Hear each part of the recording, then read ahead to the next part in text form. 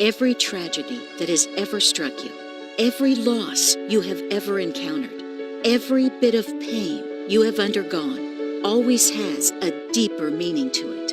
It all comes together like perfect scenes of a movie, missing pieces of a puzzle, all part of a grander scheme towards what betters you. This is not just any book. It is a tale about life, one that will make you realize that everything in your life, the good and bad, has a purpose. You have to sit tight to uncover it. Terry Brinston is a mother, a wife, and a COVID survivor. It is her battle with this virus that put things in perspective for her, made her realize how God perfectly orchestrated an amazing symphony of events that led to her spiritual rebirth. She wants you to hear her story and reanalyze your life. Grab your copy today to hop on this eye-opening journey with her.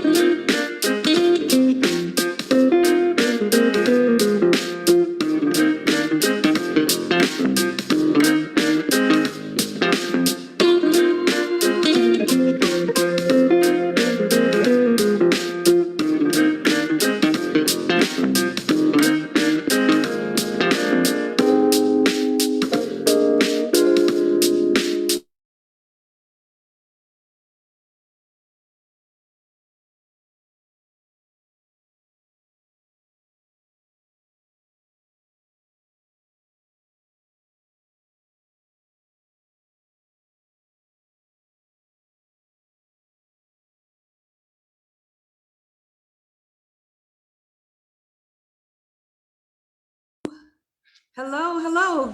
Good evening, everybody. Thank you so much for joining me. My name is Terry Brinston. I am the author of Grateful for the Journey, Surviving COVID-19. This is my fourth day of my virtual book launch. I'm so excited. I can't believe that this is our fourth week doing this. I am in the process of doing a Behind the Journey interview series of all the, well, not all, but most of the people that are in my book. And so today, of course, I'm going to be coming to you again with two video interviews that I've done. My dear sister-in-law, Robin Jones, and my partner, my business partner, Paul Edwards. And so they're going to be coming to you shortly. I did want to give a quick shout out to, I guess she's my daughter. I claim her as my, I didn't have any girls, but I have two boys, but I have a young woman who is so dear to my heart. Her name is Felicia, and her husband, Felicia and Melvin, had a son, and that's the picture I just showed you earlier of their son, Josiah Langston Fredericks. I'm so excited. I haven't seen the baby yet. I'm about to go crazy, but she just had her baby yesterday on the 17th. Josiah, he's gonna love me. I know he's gonna love me. But anyway, I can't wait to see him. I'm so grateful. I'm so glad that everything went good. Mom is good, dad is good, baby is good. And so I'm just so very, very grateful that, you know, we have a little baby boy. So I'm so excited. Anyway, but tonight, I'm going to be talking to you guys about having people in your corner, people who you can count on. It is, good friends are hard to come by. And I am just so blessed that I have so many people I can say that about. I have a lot of good friends, people who I truly value that are in my life. And so today I'm going to be sharing an interview with you that just really exemplifies and thanking and just, I guess, highlighting two people that I can truly count on. And during my struggle with COVID, they were definitely there and was able to really help me through some hard times. And so I have, again, my sister-in-law, Robin Jones, and my partner, my business partner, Paul Edwards. And so I just wanted to share this with you really quick. And here we go. Let's see. This is just a little quick little quote. Thank you for being someone I can always count on. And so this definitely is for the two people that I'm going to be highlighting today. I do want to just share that my sister-in-law is unfortunately away traveling. She's in Alabama. A dear friend of hers passed away, Lori. And so I just definitely want to publicly announce that and just let the family know that my prayers are with you. She definitely was battling with cancer for quite a while, just a wonderful woman. And so anyway, I wanted to just give a shout out to that family, Lori's family, her husband, and just let them know that we in Michigan, we're definitely lifting them up in prayer during this difficult time. So continuing on with Grateful for the Journey, Surviving COVID-19, I just want to remind you guys to please share the link, the live session, so that other people can jump on and share and hear these wonderful interviews that I have. Again, Grateful for the Journey. It is available on Amazon. It's also available on Barnes and Nobles. So please check it out. Share this link so other people can join us as we listen to these two wonderful interviews.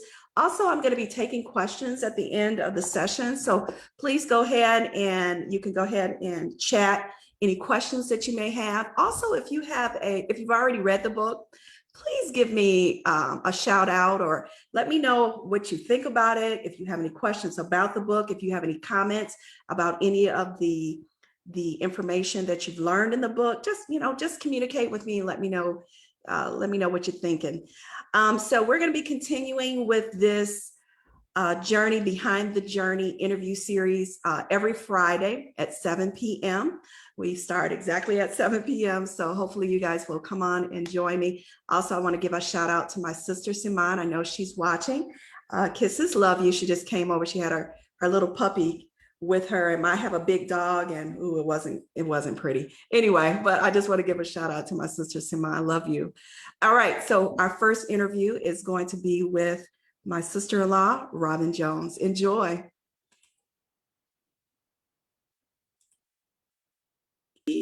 Vet, you were definitely the lifeline for my husband and my family. And your brother, your little baby brother.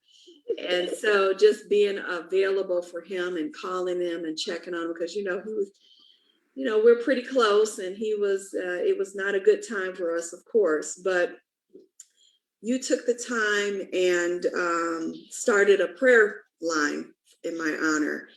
And when, of course, I didn't know about it until my family started telling me about how hundreds of people were on this prayer line praying for me.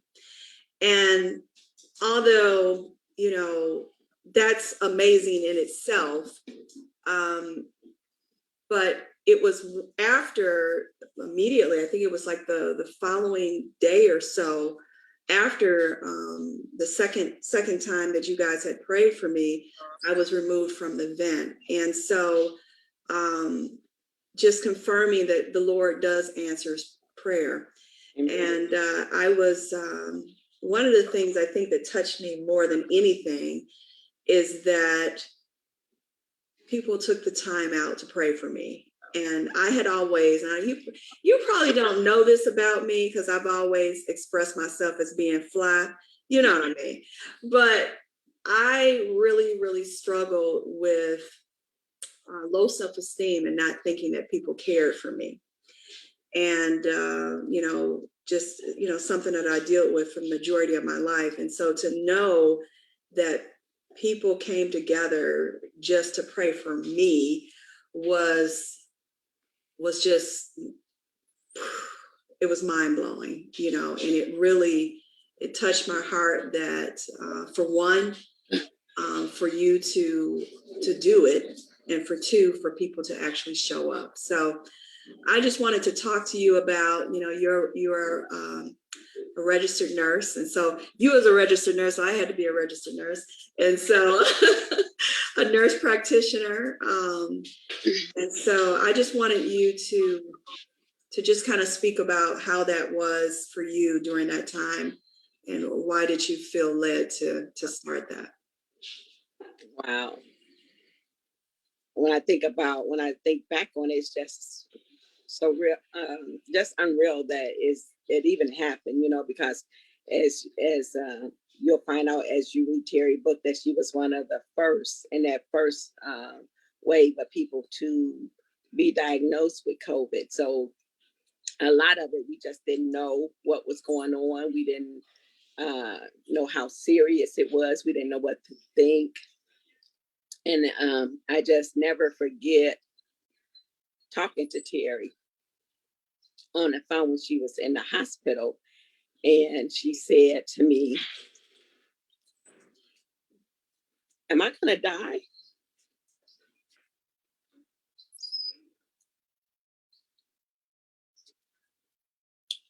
And that just blew me away because I wasn't even thinking on those terms about whether you're going to die or not. But when she asked me that, it just made me think like, just how sick are you? So I called my brother to find out, you know, what was going on. I'm like, because we had talked a few days before that. And he told me on Monday she's going to be discharged from the hospital. So I didn't call her for a couple of days because I said, well, she's going to be, this was probably like on a Saturday. He told me that. So I didn't call because he said she's going to be discharged Monday. So I didn't call thinking that I'll give her time to rest and get ready to go home. And then when I checked on Tuesday, she wasn't home. And that's when I found out she was still in the hospital. And then that's when I called her and she told me what she called me and what she said about, is she gonna die? And that just blew me away. And that is really the birth of the prayer call, because I do believe in prayer, the power of prayer. I know that it works. I've seen it work. And I am a prayer warrior and I surround myself with prayer warriors. So the funny thing about it is that I actually started my own free conference call. And if you know anything about me, I am like dense. I know nothing about it. So I actually went on, I Googled it and started my own line. So I was quite impressed about that. But when I started it, I didn't know you're supposed to silence people and everything. So it was a lot of static in the back. But in a way that was amazing, because as people come on the line, you know, you can hear a little ding, ding, ding, and the phone was just dinging away because so many people was joining the call for that prayer, and it was just ding, ding, ding, ding, ding. And then I asked my old pastor, Pastor Jonathan McReynolds, to lead the prayer. He's out in New York now.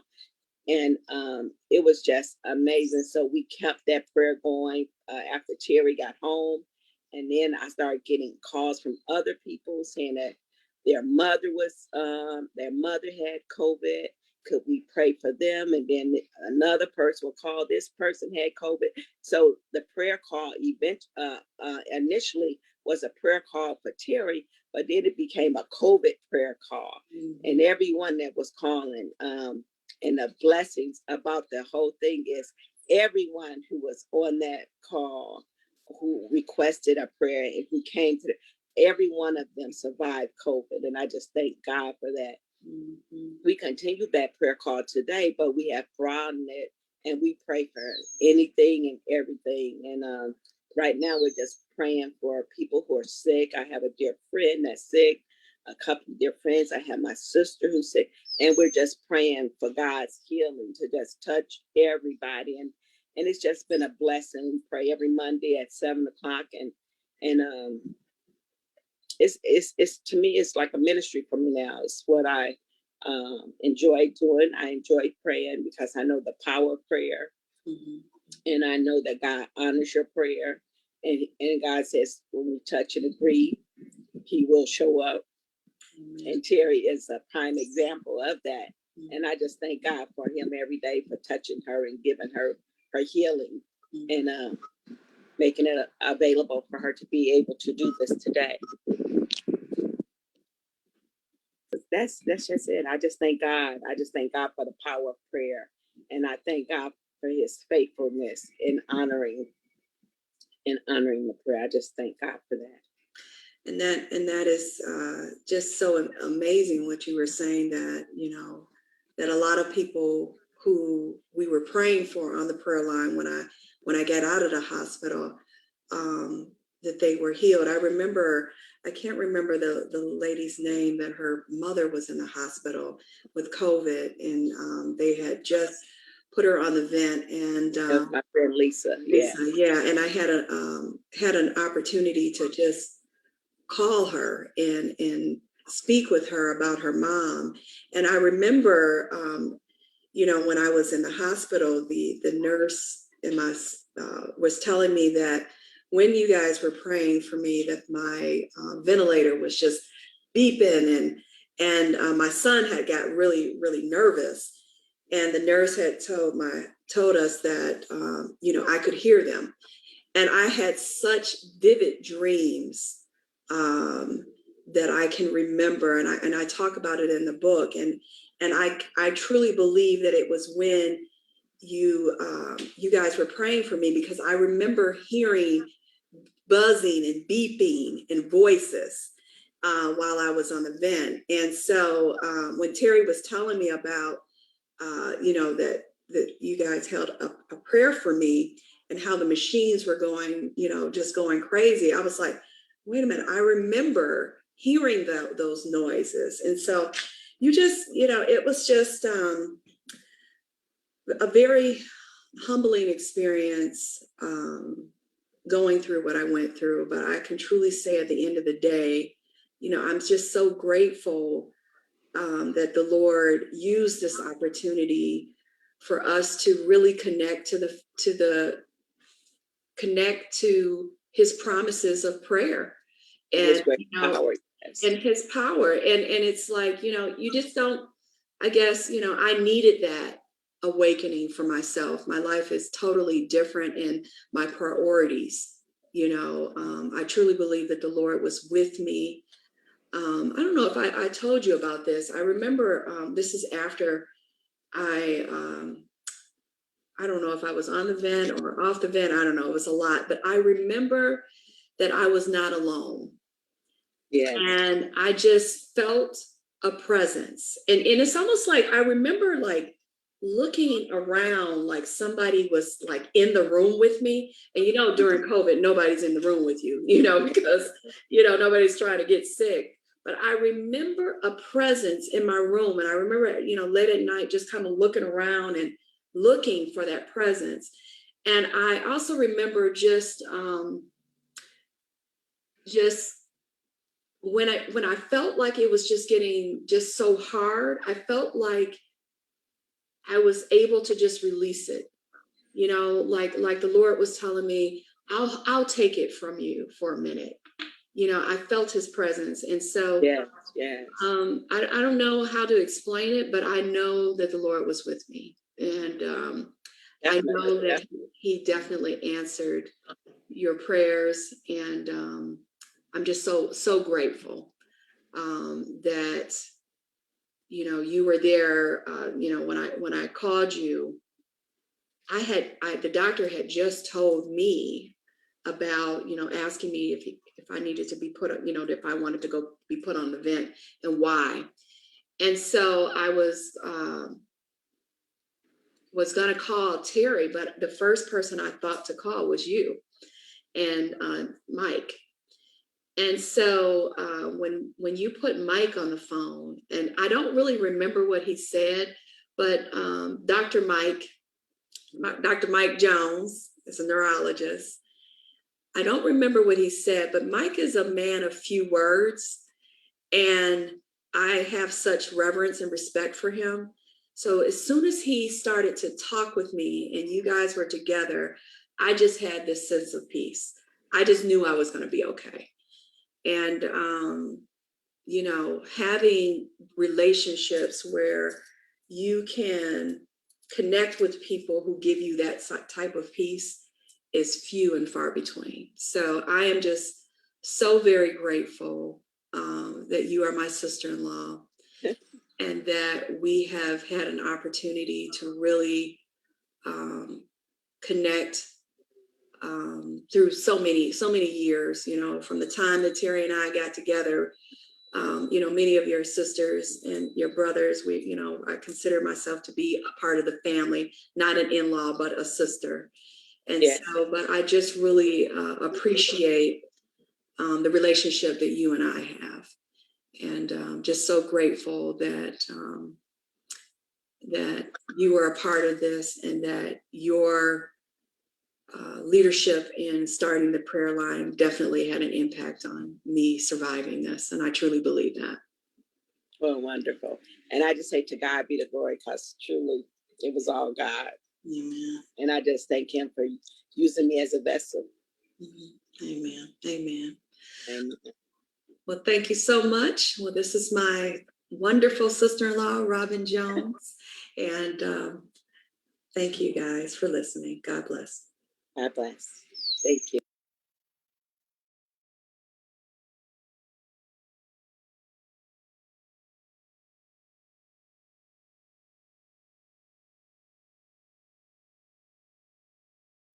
I said I got a little choked up there.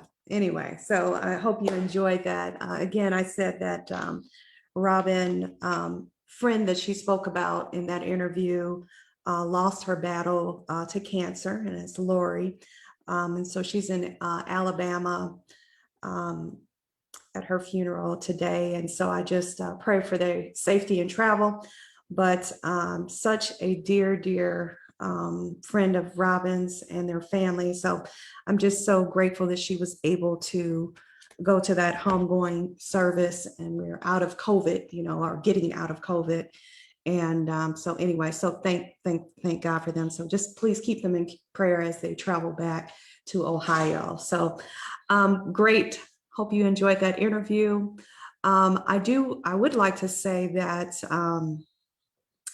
I'm just overwhelmed right now, because that was just a very difficult time for my family.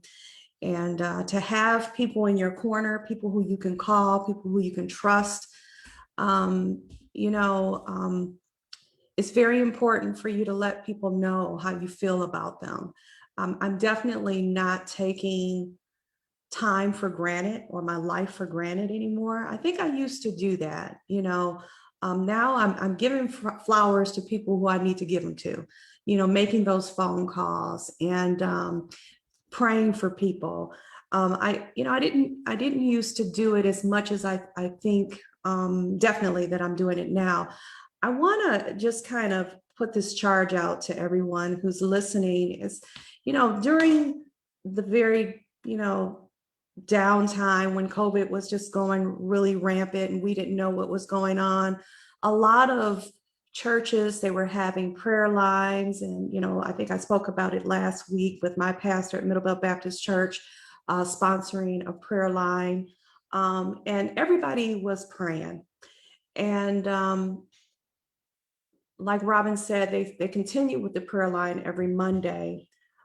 I want to just give everybody encouragement to continue to pray. You know, we're not out of the woods yet, meaning not just with COVID, but just what's going on with global warming, cancer, car accidents. I mean, you know, trafficking. I mean, you know, it's so many things that we can come together and pray about. And so I just want to encourage everybody, don't stop praying. God is there, he is listening, and he is definitely answering prayers. And so I would encourage everybody to continue to pray.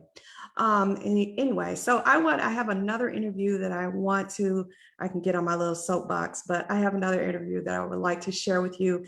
This is my partner, another person who I definitely count on, Paul Edwards. And I'm going to share that video with you. Hold on one second, and hopefully you enjoy that interview as well. So give me 1 minute and we'll go ahead and get started with this interview with Paul Edwards.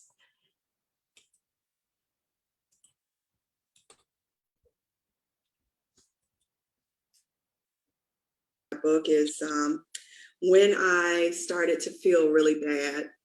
And of course, we were watching the news. It was very early on when COVID they were just figuring out, that the pandemic was starting and people were starting to get sick and things like that. So I was one of the first group of people who were diagnosed with COVID. And so when it was first starting out, well, anyway, looking at the news and hearing what's going on around the world, and I'm starting to get these symptoms, right? My temperature started going up. I started getting body aches. And I know a lot of people. I know a lot of doctors. I know a lot of nurses. I know a lot of medical professionals. But the person that I thought to call was Paul, because I knew that he would tell me what I needed to know. And he wouldn't sugarcoat it. And that's exactly what I got, from Paul. He said, look, go to the hospital now. And I'm like, okay. And so because I value his opinion and I value our friendship, it's hard for a nurse, and I'm kind of a pig-headed nurse. And so to be able to say, okay, this is what you're doing. I'm like, okay, Paul said I need to go to the hospital. And so I remember telling Terry, Paul said I need to go to the hospital. He was like, Paul, okay. Anybody else would have been like, well, let's see, but no, he said, okay. Paul said I needed to go. So I went. And so I was really, really grateful for that because, the crap hit the fan really quick after that. Yeah. And so tell me, tell me a little bit about, tell our audience, I know a lot about you, but tell me how, close you were to this pandemic and some of the things that you have done in the past that gave you the insight to make that call for me. Well, thank you for being very, very gracious. And just the mere fact of the kinship, was motivating too. But I have a little bit of background. I was the strike team leader for the city of Detroit when it came to biological and chemical response to emergencies, plus any agents during the Super Bowl. And I remained in that capacity. So COVID is no different than actually anything you could possibly seen in movies, outbreak or whatever.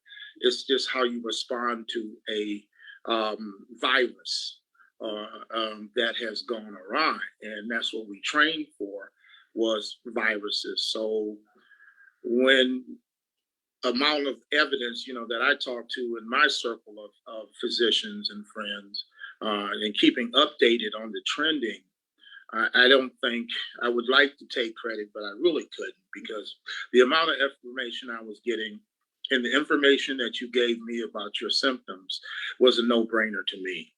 It was like, go post haste, or as Bernie Mac would say, immediately. So I wish I could take credit. I can't take credit. It just comes from, everything we do with the heart. And because I have that background from the EMS aspect and from the educational aspect too, for training many people in advanced life support for hazardous situations. So that's a blessing. And being, speaking of your experience and different things that you have done in the past, give a little overview of your experience and your background. Well, I've been very fortunate. In my little fishbowl I know that most people, they kind of, I love it, being an EMT paramedic, but I've been very blessed. And when I started my journey, I had no idea I would end up where I did. I've been blessed enough to be on presidential details. I've been blessed enough to be on mayor's teams. I've been blessed enough to be an educator for over 30 years and being in the center of the different trends. I've been blessed enough to be on a multitude of educational and teams, from hazardous materials to, again, biological, chemical warfare, um, confined space, all aspects of rescue.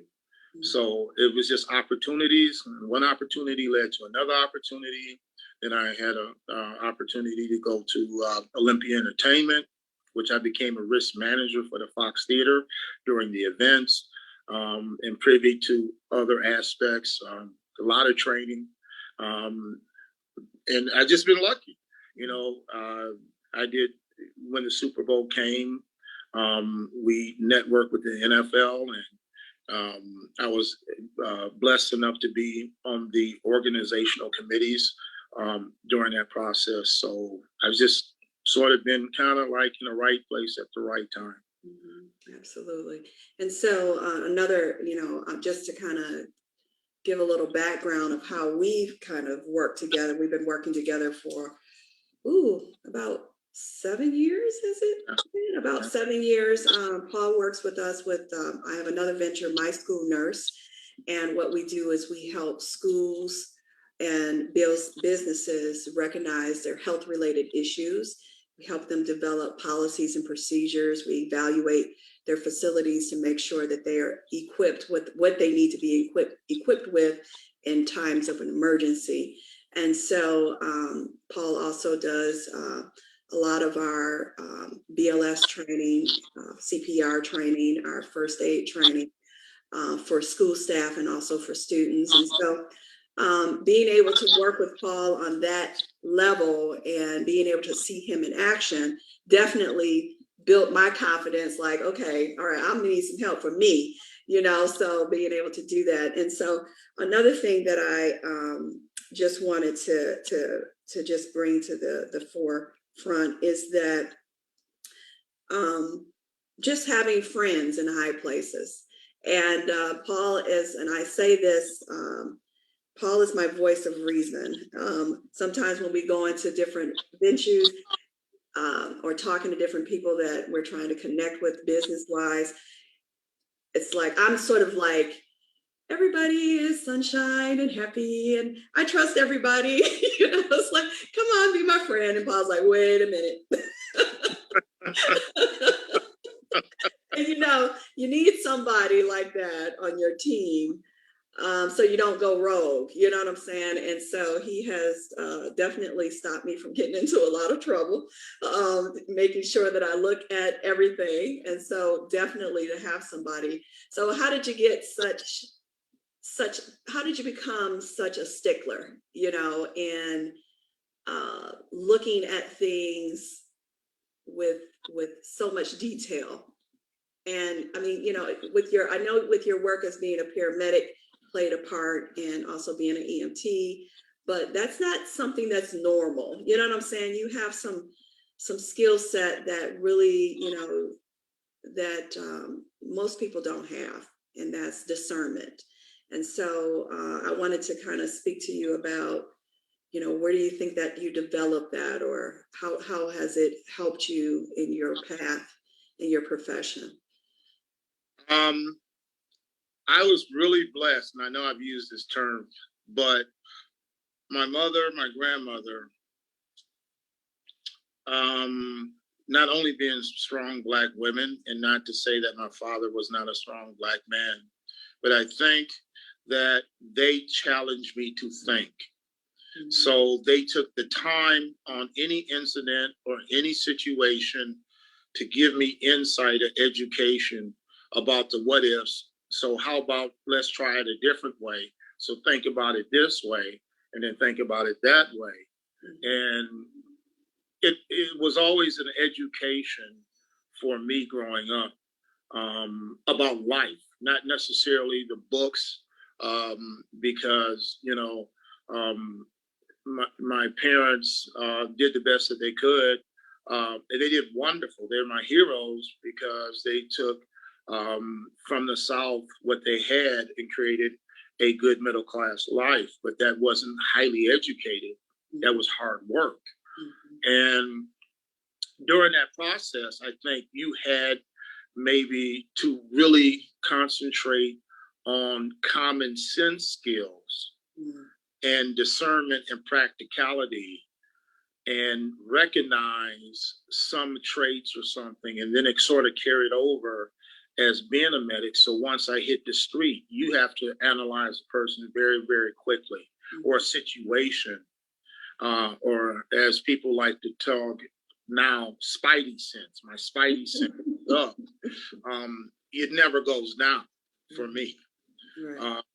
And I think that probably had a lot more to do with it, because whatever I did or whatever the situation was, and I'm not saying good, bad, or indifferent, there was always a discussion period about, so what did you think about that? Well, I see it this way. Right. You need to look at it another way. And I think I can use one example. My cousin was having a Sweet 16 party, and my best friend girlfriend was very jealous that he was going to a Sweet 16. Now, we're way back when. Okay. And she came to the Sweet 16 party with a girlfriend and made him leave. The very next day, when he came by my house, my mother sat us both down and took it to the level that nobody has the right to interfere with your process without agreement. So it took it to a different level to make us think about it, because I was like, well, why do I have to hear it? Nobody pulled me out. And it was like, no. She said, whether it's a woman or a man or something like that, nobody should ever do that or take away your right of being. So that's kind of the little stuff that we got growing up.